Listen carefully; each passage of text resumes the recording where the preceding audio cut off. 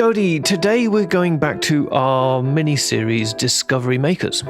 Ooh, I love these. These are where we learn about scientists who are making incredible progress in their field. And there are so many different fields and there are so many different personalities. Who are we going to meet today? Yes, today we are going to be hearing from Sebastian Falk. I mean, the major goal for us is to make discoveries. We have competitors all over the world who are interested in making discoveries. Ooh, discovery talk straight away. He's right up our alley, isn't he? He really absolutely is. You see, Sebastian loves scientific discovery. I mean, he just loves discoveries. I mean, making discoveries is, I think, one of these most exciting things that you can imagine. When you, for example, determine a protein structure and you're the first person sitting in front of your computer screen and you're the first person to see this, it's simply amazing. You're sitting there and you spend years and years to get to this point, and finally you have achieved it. And then, of course, this is the moment where you run around the lab. You say, everybody, come to my office. I have to show you something. Look at this. Look how it looks. It's amazing. We can see how this thing works now. And this is where your heart goes up and down, and you actually don't know what to do because you're simply too excited. Unfortunately, these moments are quite rare.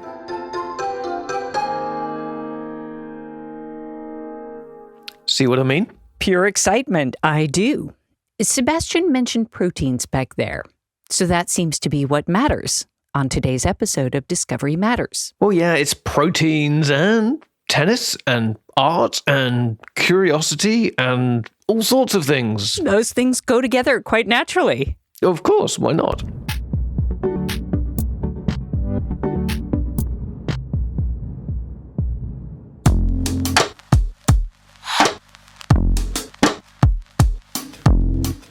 Sebastian Falk is a group leader at the University of Vienna. I'm a biochemist and structural biologist by training.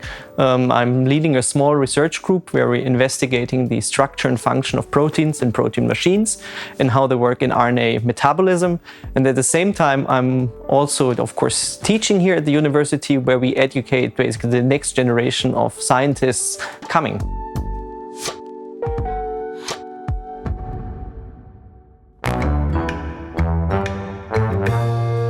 And it's safe to say, Sebastian really likes asking questions.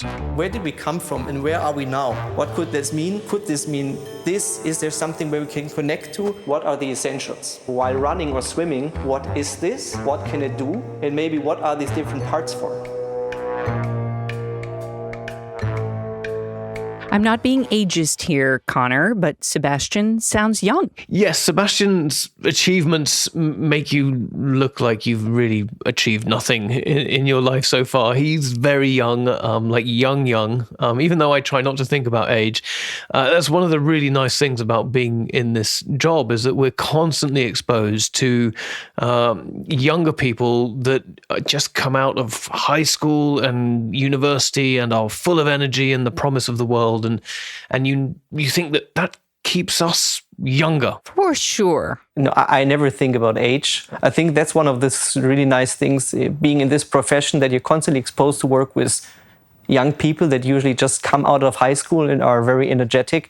And by this, I think we age slower than other people because we are constantly in contact with young people, and that is very exciting. What was Sebastian's path in becoming a scientist? Well, Sebastian says it was just a case of coincidence and serendipity. Another of our favorite themes on this podcast.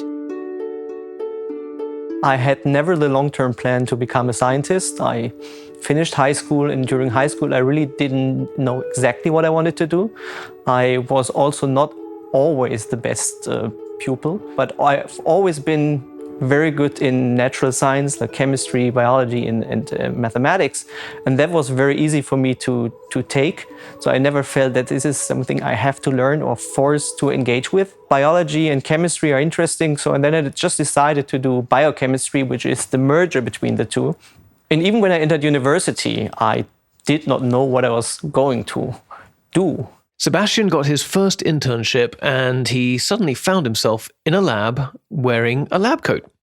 I have to say, this was the moment where I realized I can start to think about problems, how to approach them. I can sit down and use the literature to think about what to do. And this felt really like freedom, because this means you can try to answer a question with various ways, and you decide to pick one. And this is what I have to say is, for me, what I think makes this job so highly interesting is that I can basically most of the time decide what I want to do and how I do it. And this is fantastic. And so Sebastian started asking his own questions. Scientists, we are free to ask the question that we want. And I think that's important to me, because very often when we start a project, we have a particular question in mind that we want to answer, but then we make a discovery that is sometimes really unexpected. And from this moment on, then we say, okay, we don't know what that means. But then it's up to us to decide, is this a route that we want to follow on? And does it make sense for us? Is this in our expertise? Or should we follow the path that we are more experts in? Together with my team, we can decide which routes to follow on. And this is one of the key things that makes me like this job so much. So straight from the off, he's rolled up his sleeves, he's started asking all sorts of questions, he's experimenting to get the answers, he's embraced the idea of the scientific method of trial and error and moving forward through making mistakes. I think it's pretty helpful if the first project that you do are not working perfectly and smoothly, because then you get the impression that science is just a smooth project. You design your experiment, you have a hypothesis, you execute them, you get the results, and then you have your answer. But I think it's also for growing as a person and how to deal with project. This failure is important. Science without failure simply doesn't work. We are constantly exposed to failure, but having the freedom deciding on what to do, I think is balancing this out a lot. So how does that work for him then? It's the traditional scientific method, but he's also young and he's experimenting and he's pushing the science forward. Yes, well, he talks about when he was sitting in a lecture and listening to one of his favorite professors. Over the past 20 years, there have been many well-designed prospective studies using positive medicines to attempt to retard biochemical. He was saying that his research is focused on how do proteins fold. So how does a protein that is a linear spaghetti come into a defined three-dimensional structure? And when he just phrased this question, I was thinking, how on earth can they follow this process? Because I could not imagine how they study this.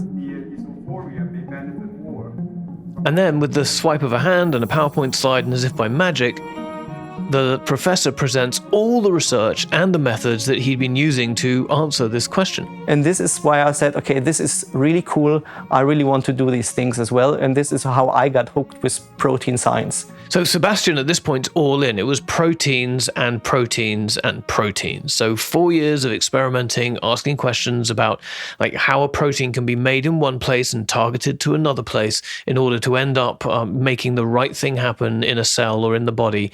He gets his PhD and he's never looked back. So are his questions changing? What is Sebastian asking today?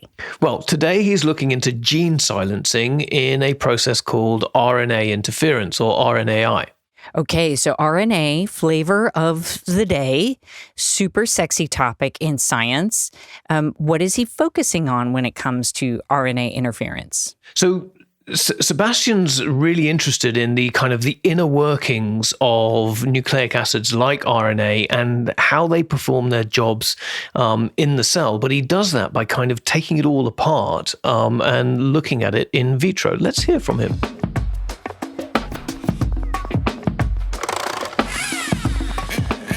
What we do is we take individual proteins, individual molecules out of the cellular context and put them together and then try to understand what the function of each component is.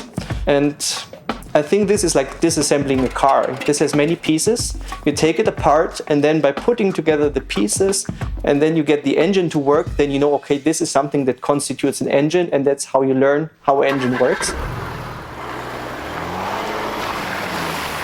And this is one of these moments where my excitement goes up.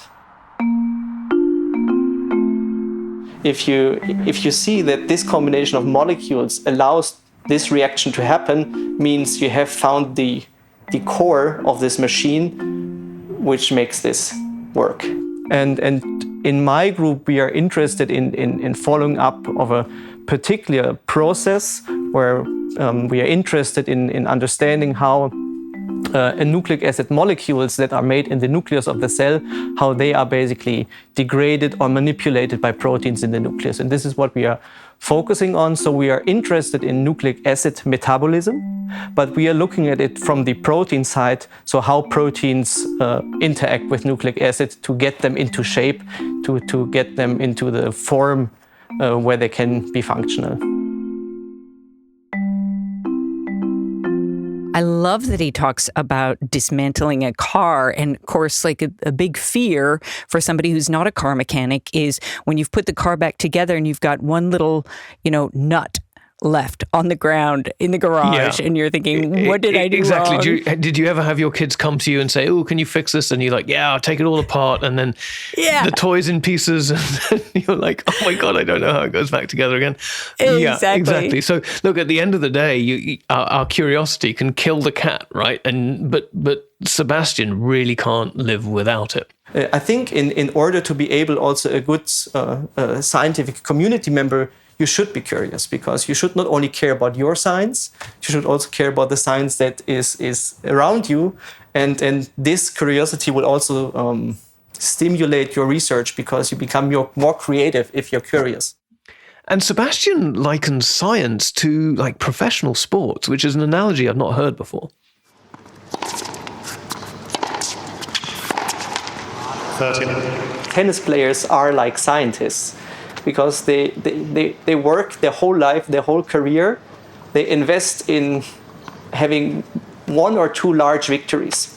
And I think this is the same what we do. We try to have one or two, maybe three really large discoveries. And you will never be able to predict if you're going to succeed. And sometimes you're very close, but then you don't make it. And I think that is also where professional sportsmen are similar to us, because they make it to the final of Wimbledon, but then they lose.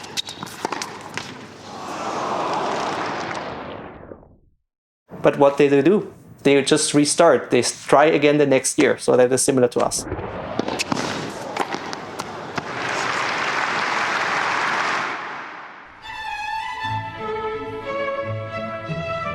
And then he goes into his love for art and design.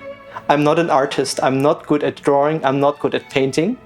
But I like looking at these things. So I like the Bauhaus. I like Mies van der Rohe's pavilions that have this super simplicity.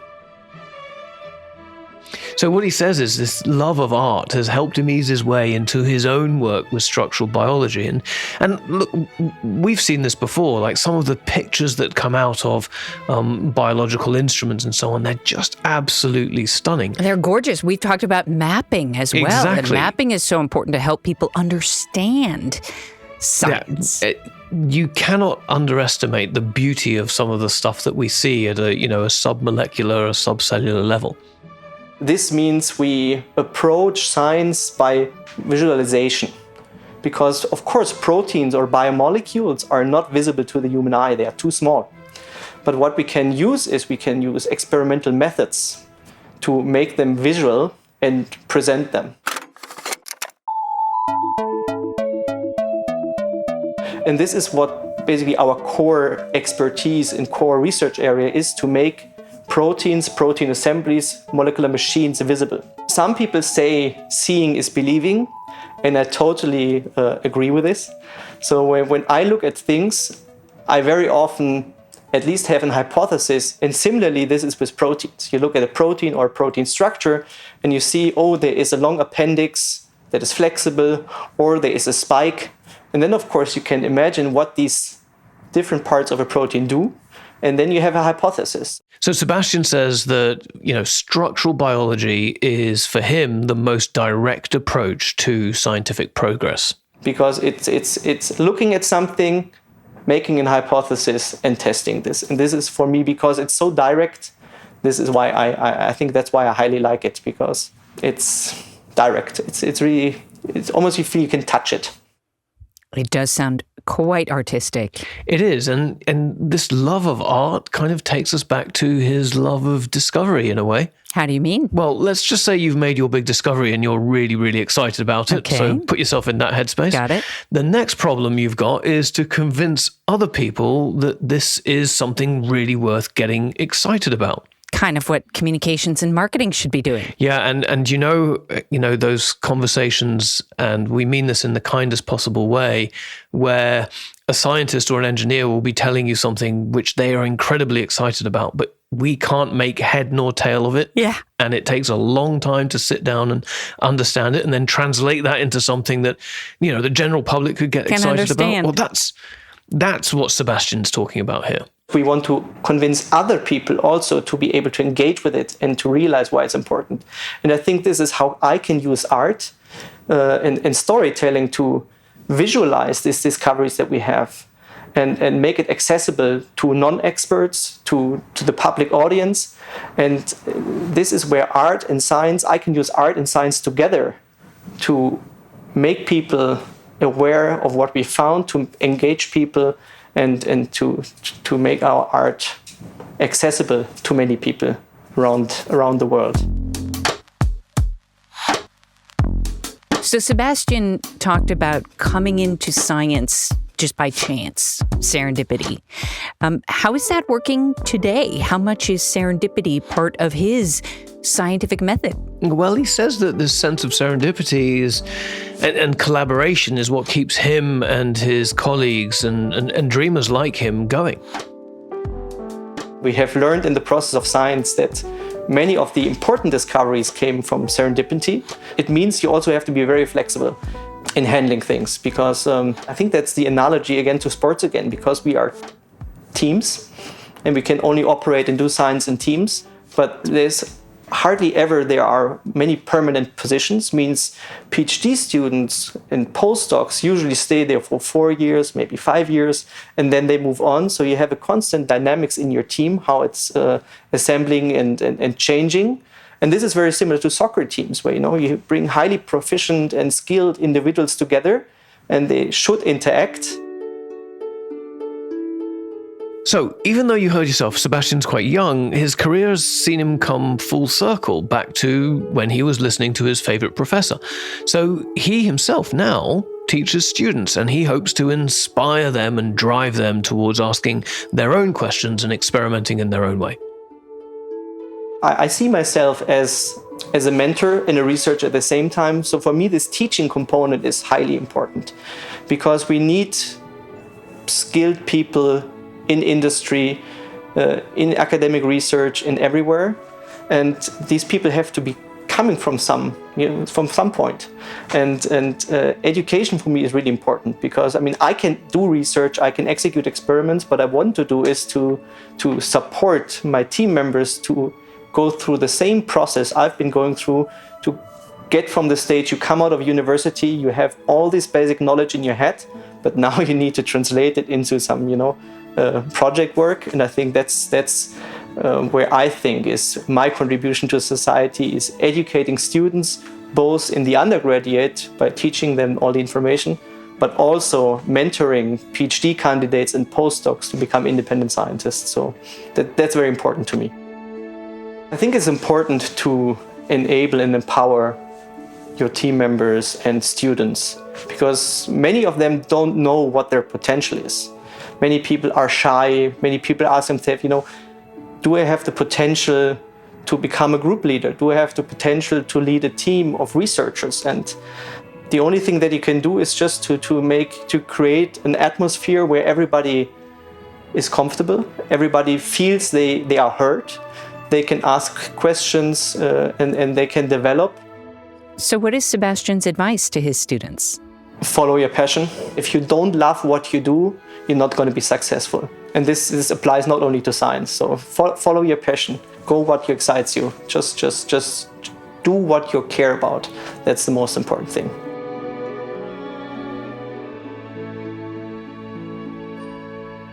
Well, Conor, thank you for introducing us to Sebastian Falk. Amazing What a combination of tradition and pushing boundaries and curiosity, but an enormous wealth of knowledge. Yes, and what I love about this story is we're starting, and we have seen this in the last maybe 5 years or so, and especially through science's push into helping the world solve the pandemic issue. We've seen a resurgence in interest in science. We've seen applications to university courses in the biological sciences go up. Of course, more people are wanting to study nursing and medicine. It's really inspired a new generation, I hope, of people to get into science and ask those questions in a really, really thoughtful way at exactly the right time when science is also under a little bit of a threat from people who are what you might call science deniers. And of course, we've done an episode on that. Yeah.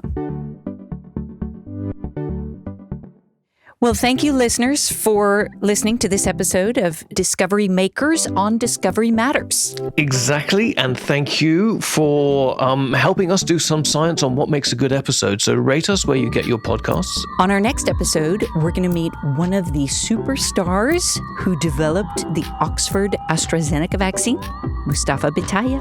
Oh, that's exciting. Right to where it really matters. The coalface of advancing science. Fantastic.